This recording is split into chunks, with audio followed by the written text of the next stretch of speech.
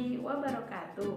Nah, pada pertemuan sebelumnya kalian sudah mengenal berbagai sumber energi yang tersedia di bumi kita. Kemudian yang kedua, kalian juga sudah mempelajari perubahan energi. Nah, kali ini kita akan mengenal lebih jauh mengenai energi alternatif atau energi yang bisa menggantikan energi fosil yang tersedia sangat terbatas di bumi kita. Ayo kita pelajari.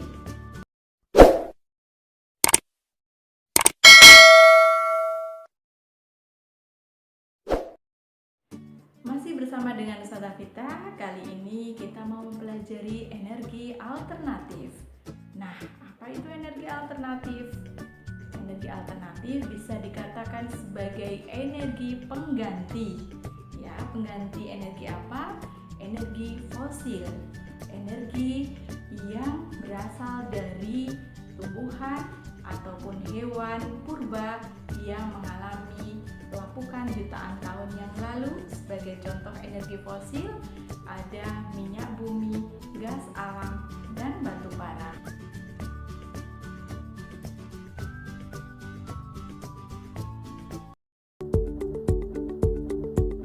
Minyak dan gas bumi merupakan hasil dari proses makhluk hidup purbakala yang mati dan terkubur selama jutaan tahun, mendapatkan tekanan dan pemanasan suhu tinggi, lalu kemudian berproses menjadi mineral. Untuk membawa minyak dan gas bumi sampai ke permukaan, dibutuhkan proses yang panjang dan mahal. Industri migas modern membagi proses ini menjadi dua tahap, yaitu tahap eksplorasi dan tahap produksi. Kegiatan eksplorasi dimaksudkan untuk menemukan cadangan migas, sedangkan kegiatan produksi bertujuan untuk mengangkatnya ke permukaan.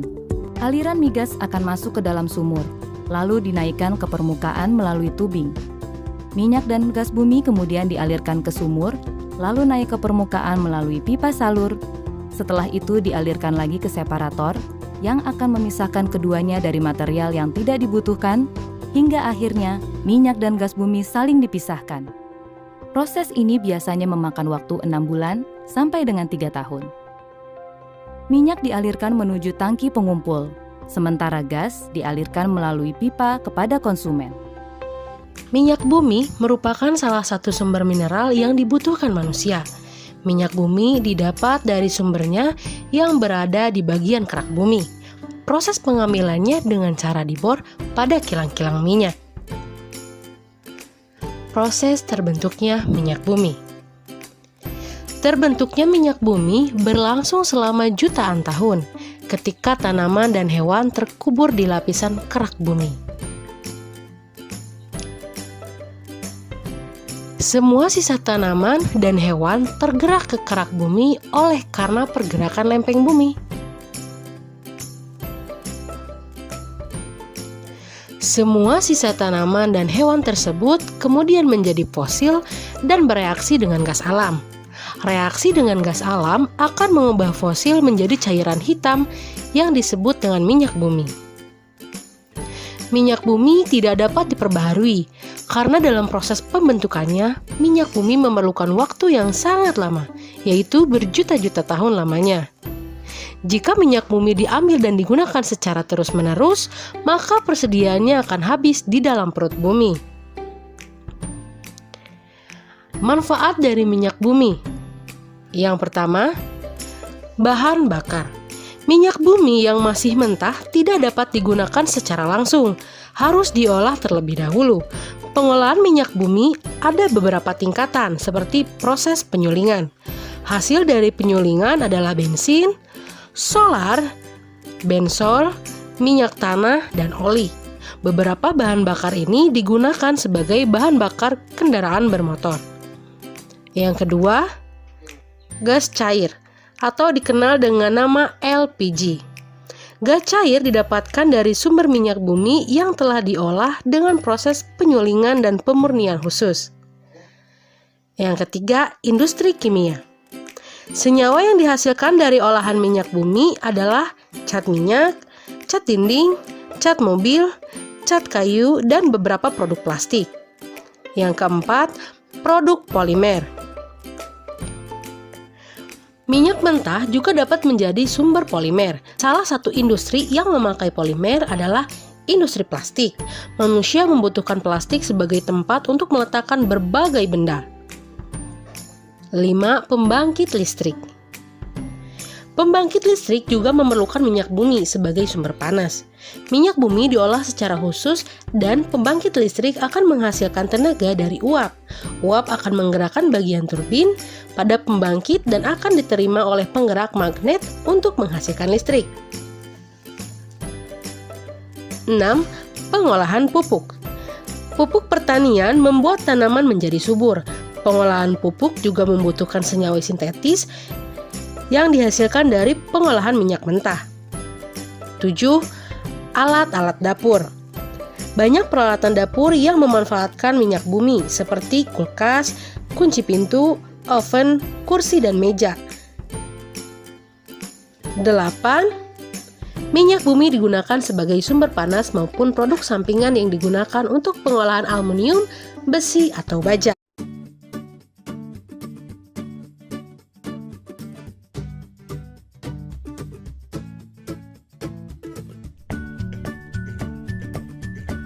Ratusan juta tahun yang lalu, banyak pohon dan tumbuhan yang hidup di bumi seperti pakis raksasa. Lalu tumbuhan-tumbuhan tersebut mati di rawa dan tepi sungai, tertimbun lumpur dan tanah. Batu bara dalam kehidupan sehari-hari memiliki manfaat, diantaranya yang pertama, menghasilkan metanol, yakni bahan bakar cair untuk menggerakkan mesin di berbagai industri. Yang kedua, sebagai bahan bakar kompor briket yang digunakan untuk memasak dalam kehidupan sehari-hari.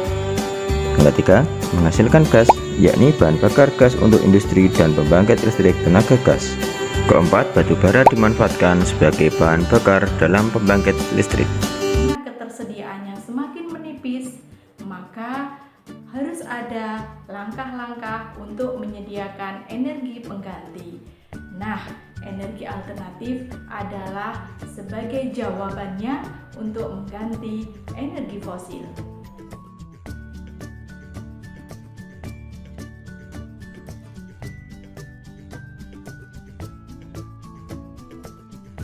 Energi alternatif.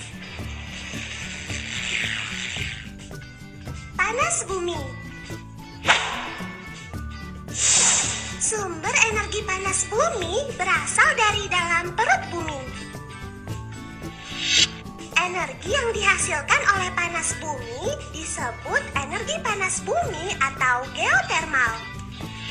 Energi panas bumi dapat dimanfaatkan sebagai sumber energi pada pembangkit listrik tenaga panas bumi. Sumber panas bumi berasal dari batu-batuan yang meleleh yang disebut magma. Magma akan memanaskan air yang tersimpan di bawah permukaan bumi, teman.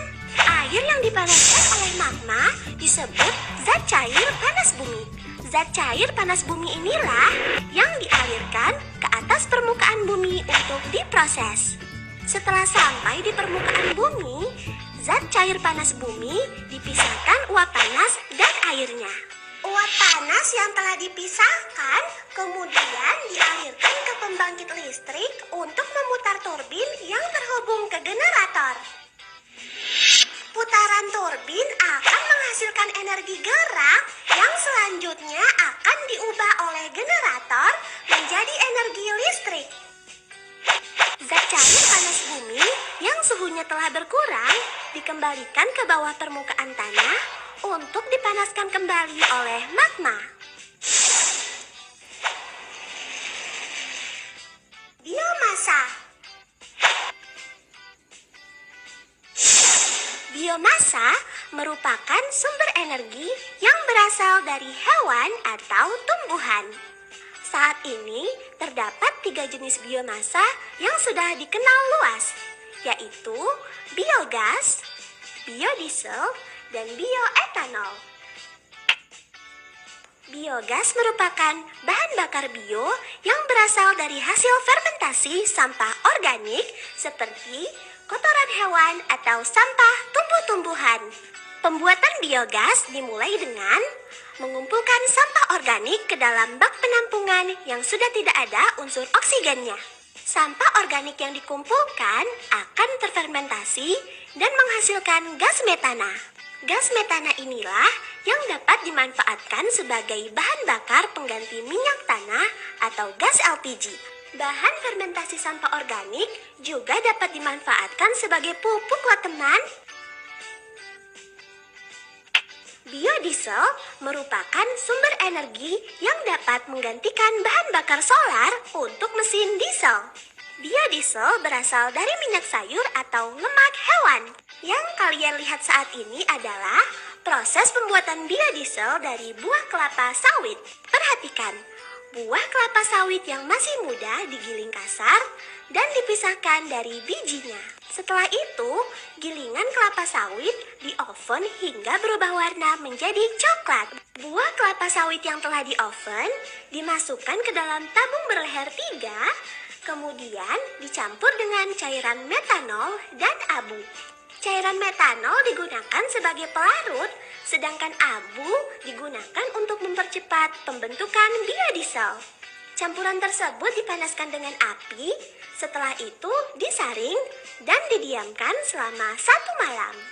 Setelah 1 malam, cairan akan terpisah menjadi 2 bagian. Bagian atas adalah biodiesel dan bagian bawah adalah gliserol atau lemak tunggal. Kedua cairan kemudian dipisahkan. Cairan biodiesel siap digunakan untuk mengisi bahan bakar mesin diesel. Bioetanol merupakan sumber energi yang dapat menggantikan bahan bakar bensin. Bioetanol umumnya terbuat dari tumbuhan yang mengandung karbohidrat atau zat gula tinggi. Yang kalian lihat saat ini adalah cara pembuatan bioetanol dari biji jagung. Biji jagung digiling dan difermentasi selama 7 hari. Setelah 7 hari, ampas jagung dan cairan jagung dipisahkan. Cairan jagung dimasukkan ke dalam tabung destilasi atau penyulingan dan dipanaskan sehingga menghasilkan etanol.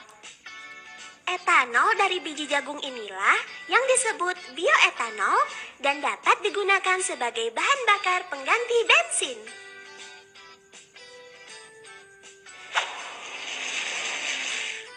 Angin. Angin merupakan gerakan udara yang terjadi karena perbedaan tekanan. Energi gerak dari angin dapat diubah menjadi energi listrik dengan alat yang menyerupai baling-baling besar. Saat baling-baling berputar karena terkena angin, maka turbin yang terhubung dengan generator akan ikut berputar. Generator akan menghasilkan listrik, kemudian dialirkan melalui kabel-kabel listrik untuk digunakan. Air. Seperti kita tahu bahwa air mengalir dari tempat yang tinggi ke tempat yang rendah. Gerakan alami air tersebut dapat kita manfaatkan menjadi energi listrik. Air yang mengalir dilewatkan melalui turbin sehingga turbin akan berputar. Putaran turbin akan menghasilkan energi yang selanjutnya akan diubah oleh generator menjadi energi listrik. Listrik yang dihasilkan generator akan dialirkan melalui kabel-kabel listrik hingga dapat digunakan untuk kehidupan sehari-hari. Gelombang air laut. Gelombang air laut adalah pergerakan naik turunnya air laut yang disebabkan oleh angin. Gerakan gelombang air laut tersebut ternyata dapat dimanfaatkan menjadi energi listrik. Gelombang air laut akan menggerakkan alat sehingga terjadi gerakan ke atas dan ke bawah seperti memompa. Air dari dalam laut akan memompa ke atas dan dialirkan untuk menggerakkan turbin. Energi gerak yang dihasilkan turbin akan diubah menjadi energi listrik oleh generator. Air yang telah digunakan untuk memutar turbin akan dikembalikan lagi ke laut. Matahari.